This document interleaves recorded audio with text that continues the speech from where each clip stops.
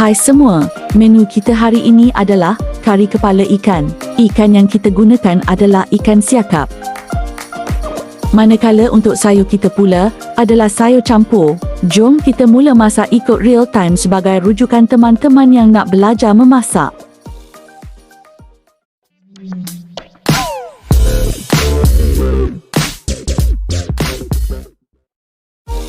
Inilah dia ikan siakap kita. Ikannya sangat besar. Kami terpaksa potong ke beberapa bahagian. Bahagian kepala dan kepingan isi ini akan kita gunakan untuk menu kari kepala ikan ini nanti. Lihatlah betapa besar ikan ini. Bahagian ekor ni dan kepingan isi ini kita boleh buat untuk menu lain pula. Jadi jangan lupa untuk subscribe ke Me and My Kuali Cooking channel jika ingin mengetahui menu apakah seterusnya. Kita mulakan dengan menumis 4 sekawan. 4 sekawan ini terdiri daripada kayu manis, pelaga, bunga lawang dan cangkeh. Jika kayu manis itu terlalu besar atau terlalu panjang, bolehlah dipecahkan menjadi 2 bahagian.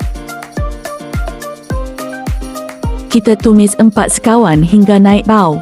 Rempah ratus ini mempunyai aroma yang sangat menyenangkan. Susah saya nak terangkan di sini. Nampaknya teman-teman kenalah mencuba resepi ini untuk mengetahui aroma yang saya maksudkan tadi. Oh ya, untuk menumis rempah kari ini, teman-teman kena menggunakan minyak yang agak banyak kerana kita nakkan rempah kari nanti masak garing.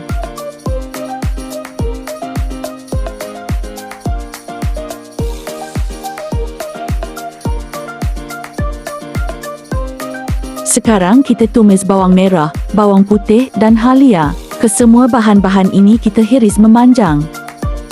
Untuk masak kari, saya jarang nak kisar kesemua bahan. Saya suka tekstur bawang dan halia dalam masakan.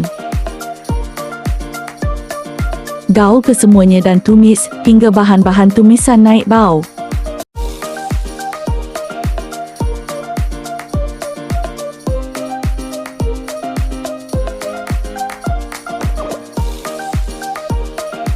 Ada sedikit tips yang saya nak kongsikan bersama teman-teman. Kalau nakkan minyak tumisan ini lebih beraroma, tumis bawang putih bersama 4 sekawan hingga bawang putih itu sedikit keperangan. Kemudian barulah teman-teman masukkan bahan tumisan yang lain. Kita tunggu sehingga bawang-bawang agak layu. Caranya, kita kena tengok bila bawang-bawang dah semakin rancak menari. Itu adalah istilah ibu saya. Yang saya maksudkan rancak menari adalah seperti ini.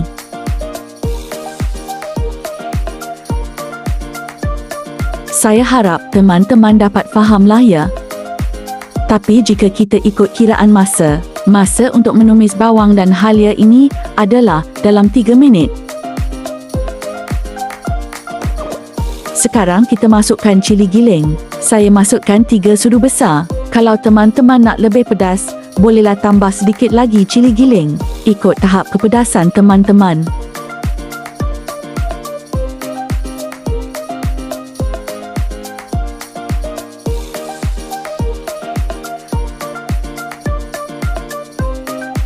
Saya habiskan teruslah cili giling ni.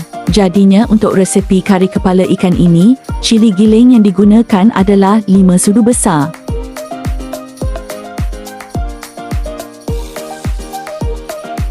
Sekarang kita gaul sebati ke semuanya. Tumis hingga cili giling pecah minyak.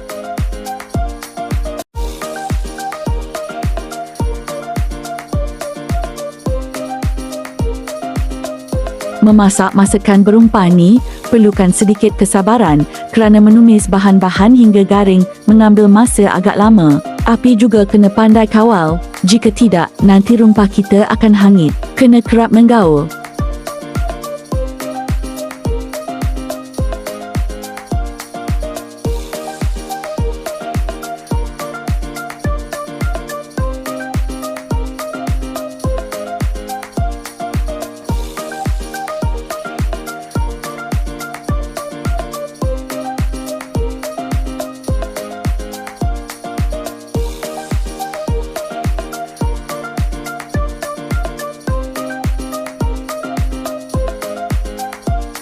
Jika teman-teman perasan warna cili tadi dah menjadi kemerah-merahan, kita dah boleh masukkan rempah kari.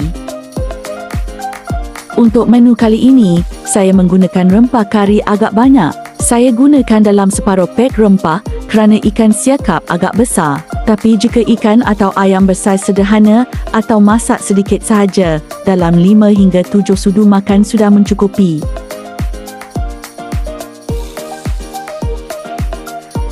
Oh ya, jika teman-teman menggunakan dapur gas, kena kerap menggaul ya.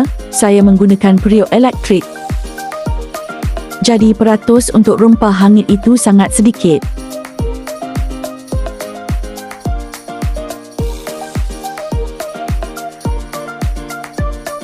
Bila memasak ni, kita kena peka kepada warna, bau dan tekstur masakan kita. Tapi jangan risau, kerana kita sama-sama masih belajar. Saya pun kadang-kadang masih tak dapat rasa yang saya inginkan. Oh ya, bagi yang beragam Islam, seeloknya semasa memasak ni, kita selalu dah membaca bismillah dan berselawat. Itu juga adalah petua dalam memasak. Selain daripada itu, bila menggaul, seeloknya melawan jam, petua orang lama. Tapi saya pun kadang-kadang ke laut juga, tengok lotu. Kita biarkan rempah masak sendiri buat seketika. Kadang terlalu kerap menggaul, rempah lambat masak.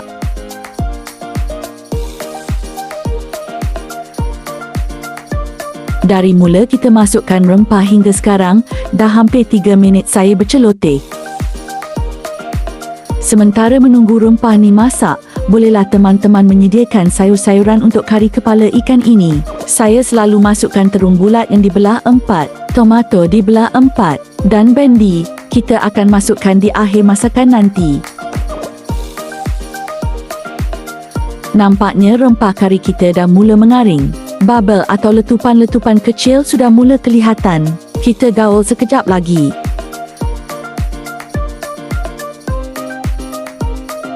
Nampak tak kerak rempah tu?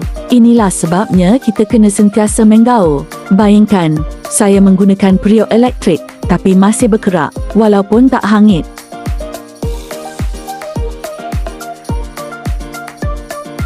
Seperti yang katakan di awal tadi, teman-teman kena pandai mengawal api, rajin melihat warna, kenal akan bau masakan, dan kenal akan tekstur masakan teman-teman. Mengetahui masa untuk menumis juga sangat penting, kerana permulaan inilah yang sangat penting dalam masakan.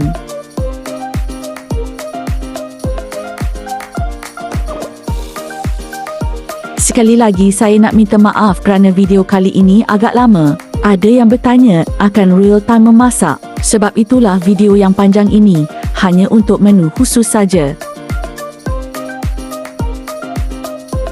Jika teman-teman perasan, rempah kari ini dah mula pecah minyak, tapi pada tahap permulaan.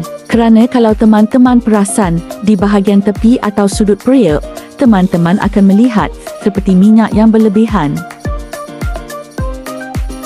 Tapi jangan risau, kari kepala ikan nanti akan okey. Minyak itu akan tak ada nanti kerana ia akan memekatkan rempah kari.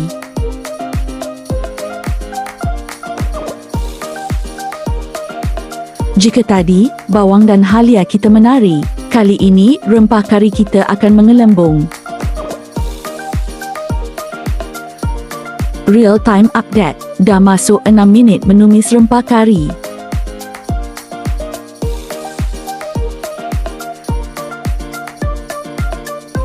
Jangan lupa teruskan menggaul ya. Saya tengah siapkan sayur campur sekarang ni.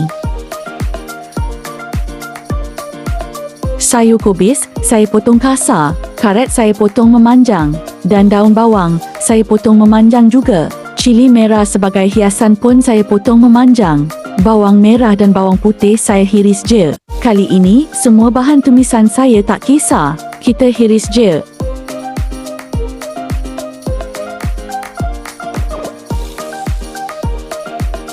Satu yang saya belajar bila memasak ni, jika kita belum berkemampuan untuk multitasking, siapkan kesemua bahan-bahan yang nak dimasak. Biar ambil masa pun tak apa.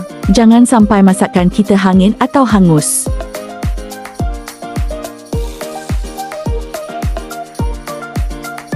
Real time update. Dak masuk 4 minit menumis rempah kari. Saya tak boleh nak kata dengan jelas masa diperlukan untuk menumis berapa minit. Ini kerana ia bergantung kepada berapa banyaknya rempah yang kita gunakan.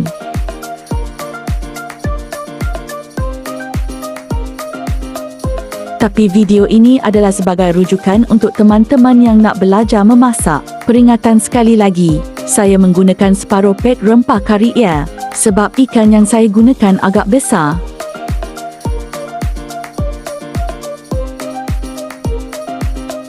Rempah kari juga memainkan peranan. Ada yang suka jenama adabi, ada gemar ala gapas. Tapi saya sekeluarga gemar menggunakan jenama babas. Selalunya saya akan campurkan rempah kari ayam dan ikan bila saya memasak kari. Saya akan mencampur rempah ini tak kira untuk menu kari ayam, kari daging atau kari ikan. Tips yang keberapa dah ni ya? Apapun, sharingis karingkan. Semoga bermanfaat hendaknya. InsyaAllah.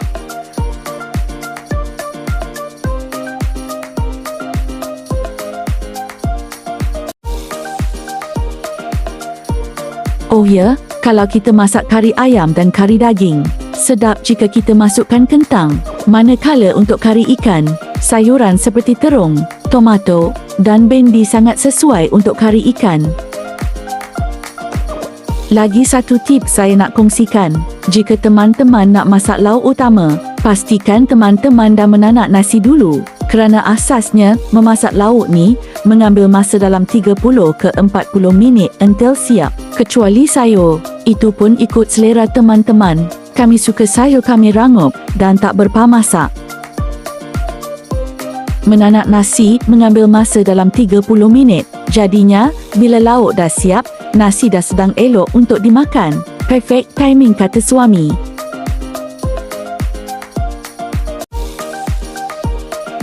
Nampaknya rempah kari dah garing seperti mana yang saya nak. Kita gaul sekata dulu sebelum masukkan ikan.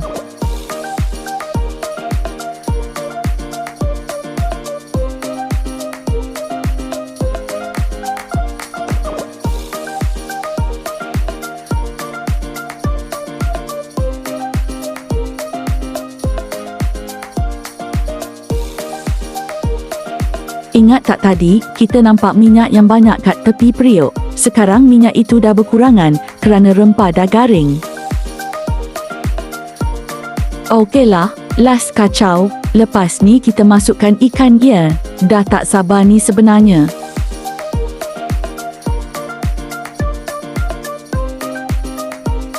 Perhatikan tepi periuk itu. Itulah yang saya maksudkan pecah minyak. Bila rempah dah nampak berketul-ketul.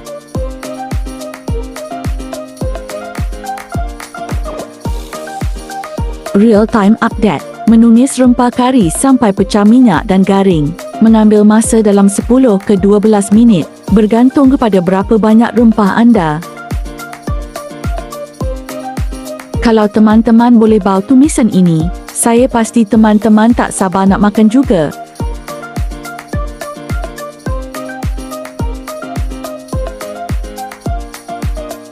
Masa untuk masukkan bahagian kepala ikan dulu.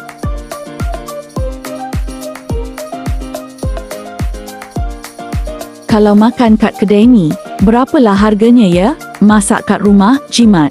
Boleh bertambah nasi berkali-kali dan lauk sampai malam. Itulah nikmat bila masak kat rumah. Sekarang kita masukkan kepingan ikan yang lain pula. Susun elok-elok sebab bila memasak kari ikan, kita tak boleh nak terbalikkannya. Nanti ikan akan berderai atau pecah. Oh ya, tadi saya cadang nak masak 2 keping je isi ikan bersama kepala ikan ini. Tapi saya ubah fikiran.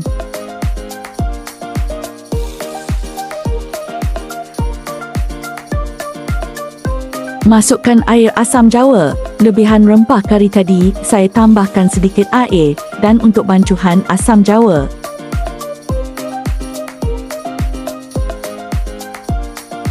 Air kita masukkan sehingga hampir menutupi ikan kita. Kerana nanti kita akan menutup periuk dan biarkan ikan masak sendiri. Ikan juga akan mengeluarkan jusnya sendiri.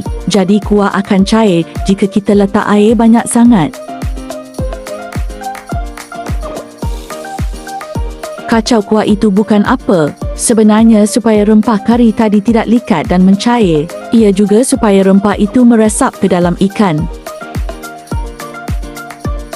Harus ingat ya, ikan sangat mudah pecah kerana teksturnya sangat lembut walaupun ikan itu bersaiz besar.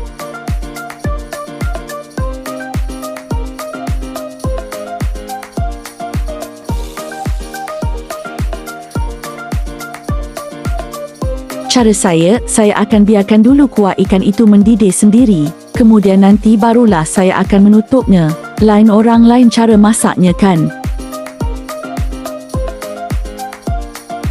Saya masukkan lagi asam keping kerana tadi saya rasa air asam jawa saya tidak mencukupi. Lagipun saya hanya menggunakan sebiji tomato saja kali ini.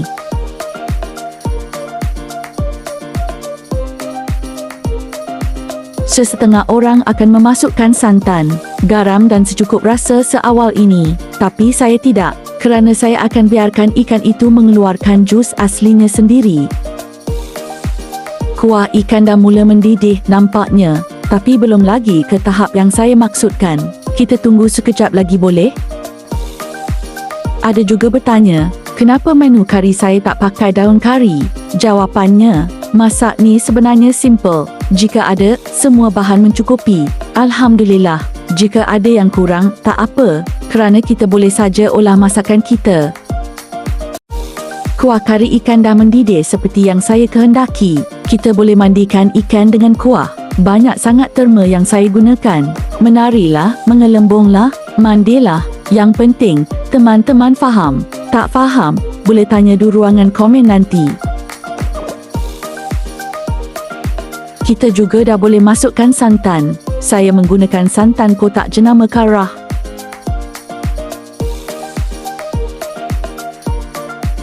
Ini juga antara sebab kenapa saya tidak menambah air yang banyak tadi. Kerana saya akan bancur dengan air lebihan santan dalam bekas tadi.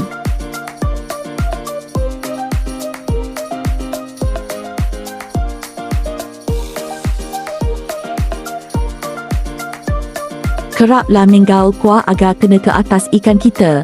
Istilahnya apa tadi? Mandikan. Saja gurau teman-teman.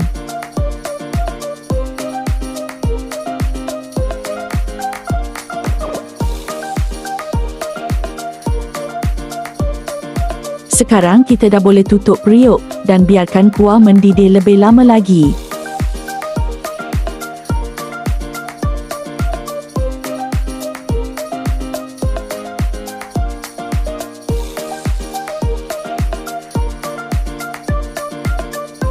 Selalunya saya akan biarkan ia masak dalam 5 minit. Kemudian saya akan masukkan garam dan secukup rasa.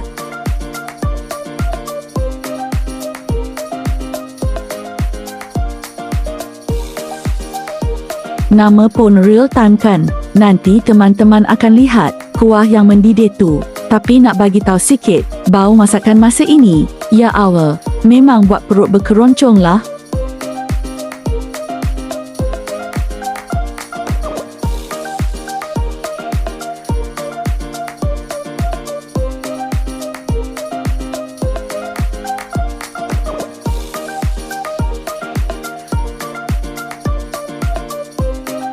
Masak dengan kaedah sebegini sebenarnya membuatkan isi ikan kita lebih lembut dan rempah dalam kuah pula akan meresap ke dalam isi ikan. Kuah dah mendidih sepenuhnya. Tengok tekstur ikan di bahagian kepala tu. Dah mula mengecut. Bahagian paling sedap pada ikan adalah bahagian pipi dan mata. Tapi jujurnya, saya suka bahagian fin. Sekejapnya, saya tunjukkan bahagiannya. Sekarang ini, kita kena kerap mandikan ikan agar bahagian atas yang tak tenggelam itu kena dengan ramuan dalam kuah. Oh ya, hati-hati juga bila mengalihkan ikan. Kita kena kerap berbuat begini kerana takut nanti isi ikan melekat. Tapi hati-hati tau. Peringatan, gunakanlah peralatan yang sesuai untuk mandikan ikan tu tau. Jangan tiru aksi saya tadi.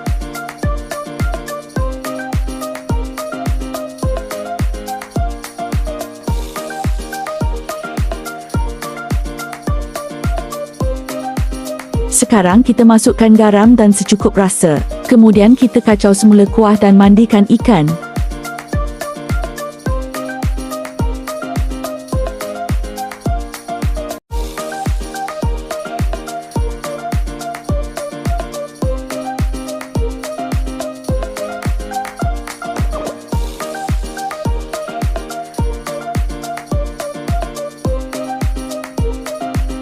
Jangan lupa untuk merasa masakan kita. Kalau kurang garam, tambah garam. Kurang masamnya, tak apa dulu, sebab kita belum masukkan tomato.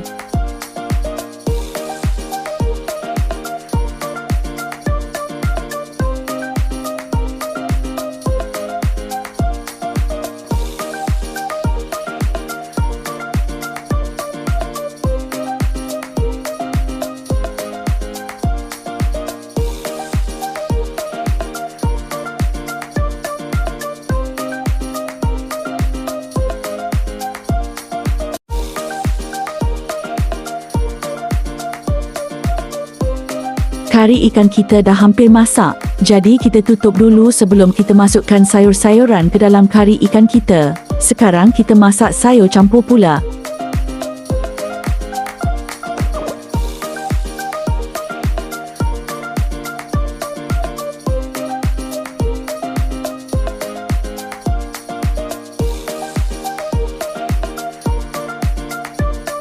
Kita tumis bawang merah dan bawang putih hingga kekuningan.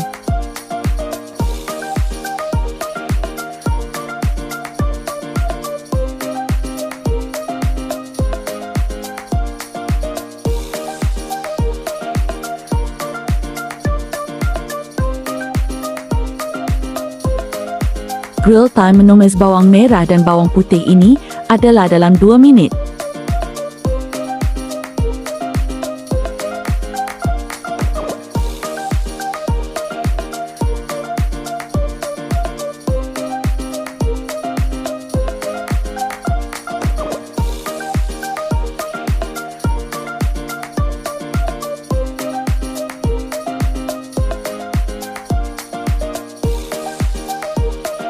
Saya masukkan kesemuanya sekali dan gaul sebati kesemuanya. Sayur kobis dipotong kasar, karat dipotong panjang.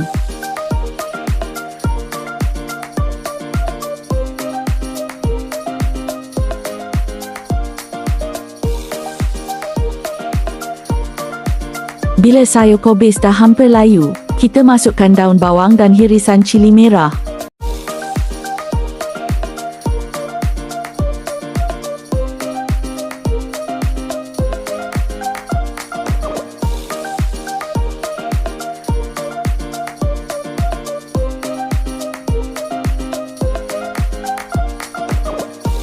Masukkan lada sulah dan secukup rasa. Untuk sayur, saya jarang menambah garam kerana secukup rasa dan mencukupi untuk memasak sayur.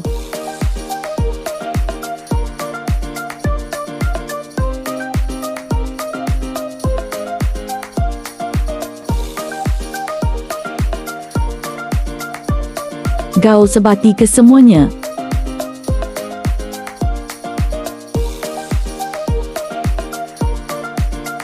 Oh ya, untuk menu sayur kali ini, saya tak masukkan minyak bijan. Jika teman-teman ada biji sawi, bolehlah tambah semasa menumis tadi. Kalau suka berwarna seperti di kedai mamak tu, bolehlah juga letakkan serbuk kunyit sedikit. Tapi saya rasa sayur saya macam begini saja. Sekarang kita masukkan daun bawang dan hirisan cili merah kita. Gaul sebati kesemuanya.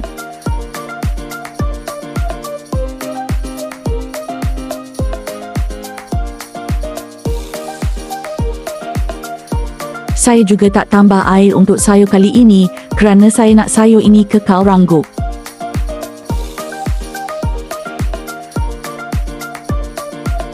Sayur kita dah siap nampaknya. Kita dah boleh kembali ke kari ikan kita semula. Kari ikan dah mendidih ni. Dah boleh masukkan sayur-sayuran kita dah.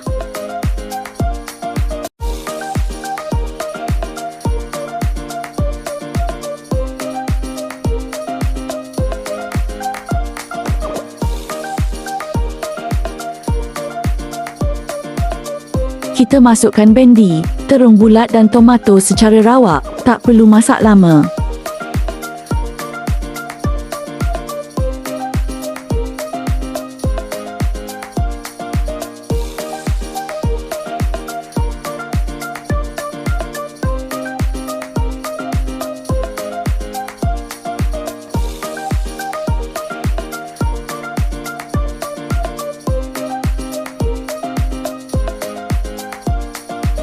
Kuah kari kita nampak meriah kan?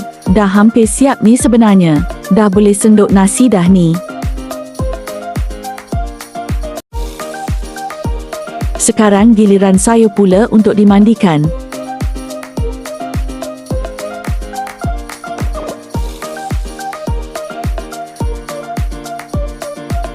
Sebenarnya bukan mandikan sayur, tapi tenggelamkan. Aduh, macam-macam lah terma masakan saya ni.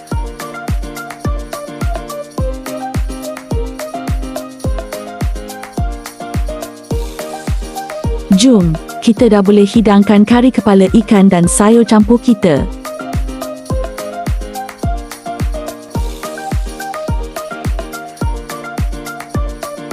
Lupalah nak masukkan cili hijau dan cili merah. Kejap ya teman-teman, ini kan kira ulam juga.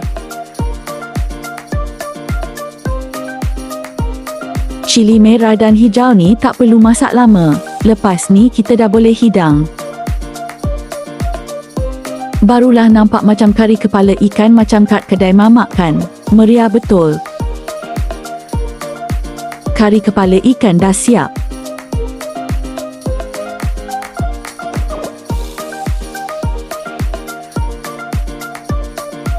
Ini pula sayur campur kita tadi.